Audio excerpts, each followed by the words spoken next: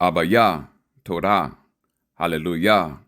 All praises to your holy name, Yahuwah, Yahweh, the one and only Elohim of Israel, alone.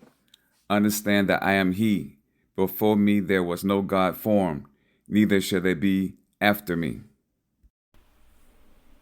Are we not tired of the Karens and the Brads trying to get us killed by the police? Karen, with her tears, have gotten our men killed before the cell phone.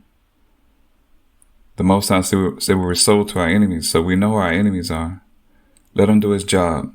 Low birth rate is getting rid of our enemies from the root. If the Most High is for you, who can be against you? I'm not afraid of letting the world know who our enemies are and why the low birth rate is the way it is. Because we serve the God of Israel, true Israel, the so-called African Americans and blacks scattered to the four corners of the earth. Hallelujah. Praise the Most High. He's uprooting our enemies. Shalom. The lion is come up from his thicket, and the destroyer of the Gentiles is on his way. He is gone forth from his place to make thy land desolate, and thy cities shall be laid waste without an inhabitant.